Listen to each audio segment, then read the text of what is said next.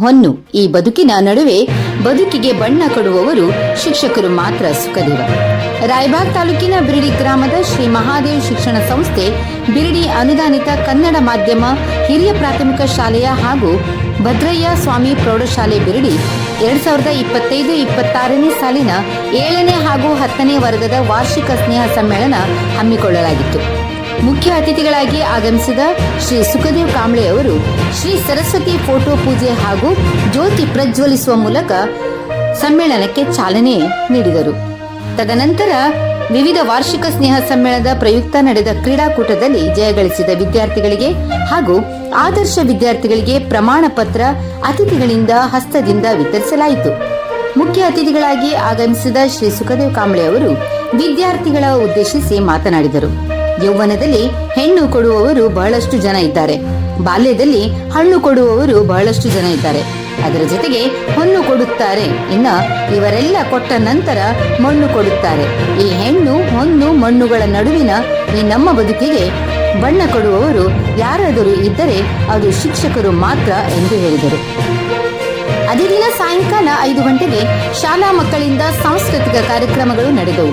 ಇದೇ ಸಮಯದಲ್ಲಿ Ramachandra M Nishandar, Manjunath N Tangade, Shankar S Nirvani, Ningappa K Mirji, Nagappa Teli, Chandrakant Teli, Suresh S Bhende, Ganganna Hegale, Naiku Yashwant Kadam B S, Bisankoppa V C Mane ಪ್ರಧಾನ ಗುರುಗಳು ಹಾಗೂ ವಿನಾಯಕ್ ಪಾಟೀಲ್, ಭದ್ರಯ್ಯ ಸ್ವಾಮಿ ಪ್ರೌಢಶಾಲೆಯ ಪ್ರಧಾನ ಗುರುಗಳು, ಶ್ರೀ ಮಹಾದೇವ್ ಶಿಕ್ಷಣ ಸಂಸ್ಥೆ ಬಿರಡಿ, ಶ್ರೀಧರ್ ಕುಡ್ಚೆ, ಮಹಾದೇವ್ ಬೋರ್ಗಾವೆ ಹಾಗೂ ಶ್ರೀ ಮಹಾದೇವ್ ಶಿಕ್ಷಣ ಸಂಸ್ಥೆಯ ಸಹ ಶಿಕ್ಷಕರು, ಶಿಕ್ಷಕಿಯರು, ವಿದ್ಯಾರ್ಥಿ ವಿದ್ಯಾರ್ಥಿನಿಯರು ಭಾಗಿಯಾಗಿದ್ದರು. ವರದಿ ಅಮರೇನ್ ಕಾಂಬ್ಳೆ. ನನ್ನ ಸ್ವಾಗತ ಭಾಷಣವನ್ನು ಮುಗಿಸುತ್ತೇನೆ. ವಂದನೆಗಳು.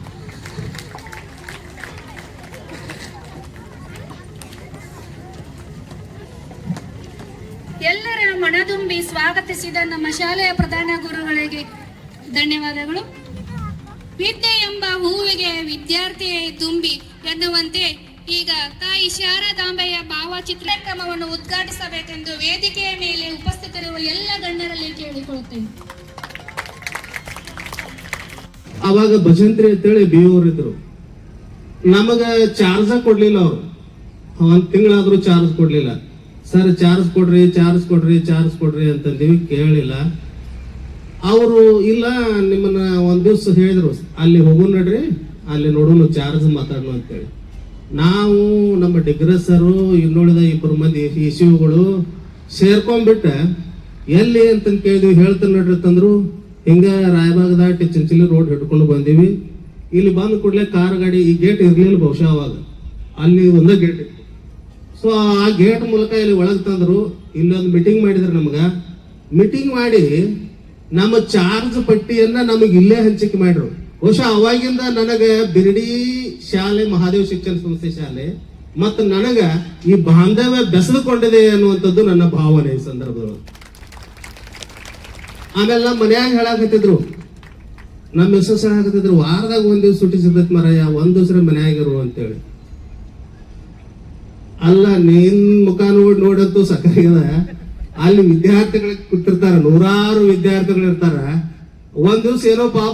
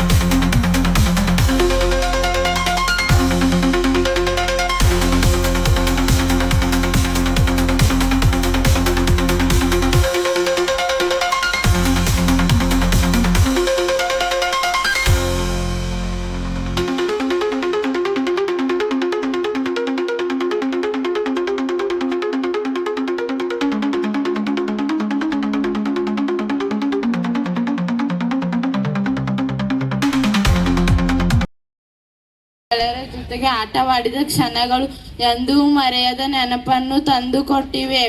ಕೇವಲ ಮಣ್ಣಿನ ಮುದ್ದೆಗಳಾಗಿ ಬರುವ ಎಲ್ಲ ವಿದ್ಯಾರ್ಥಿಗಳನ್ನು ಸಮಾನ ಮನಸ್ಥಿತಿಯಿಂದ ಸ್ವೀಕರಿಸಿ ತಿದ್ದಿ ತೀಡಿ ಬುದ್ಧಿ ಹೇಳಿ ಒಂದು ಸುಂದರ ಮೂರ್ತಿಯನ್ನಾಗಿಸುವ ಕೀರ್ತಿ ನಿಮ್ಮೆಲ್ಲ ಶಿಕ್ಷಕರಿಗೆ ಸಲ್ಲುತ್ತದೆ.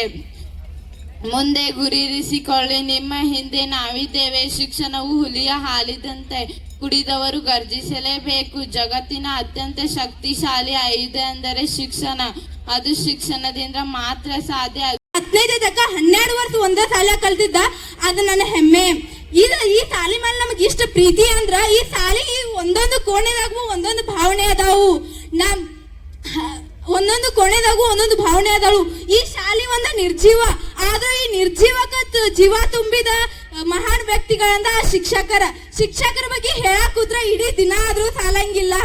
ಯಾಕಂದ್ರೆ ನಾ ಈ ಶಾಲೆಗೆ ಸೇರಿದಾಗ ನನ್ನ ಕೈಯಾಗ ಒಂದು ಪೆನ್ನು ಹಿಡಿಯಕ್ ಬರ್ತಿರ್ಲಿಲ್ಲ. ಅವಾಗ ಒಂದು ಕಲ್ಲಿನಂತ ಇದ್ದು ನಮ್ಮನ್ನ ಸುಂದರ ಮೂರ್ತಿಯನ್ನಾಗಿಸಿ ಮಾಡಿದವ್ರ ನಮ್ಮ ಶಿಕ್ಷಕರ. ಅದಕ್ಕ ಹಳೆ ಹಿರಿಯರ ಒಂದು 4 ಸಾಲುಗಳು ಹೇಳಿದರು. ಗುರು ಬ್ರಹ್ಮ ಗುರುವಿ. ಶಿಕ್ಷಣ ಸಾಕ್ಷರತಾ ಇಲಾಖೆ ಚಿಕ್ಕೋಡಿ ಇವರಿಗೆ ನಮ್ಮ ಶಾಲಾ ಆಡಳಿತ ಮಂಡಳಿಯ ಪರವಾಗಿ, ಶಾಲಾ ಸಿಬ್ಬಂದಿ ವರ್ಗದ ಪರವಾಗಿ ಹಾಗೂ ಮುದ್ದು ವಿದ್ಯಾರ್ಥಿಗಳ ಪರವಾಗಿ ತುಂಬು ಹೃದಯದ ವಂದನೆಗಳನ್ನು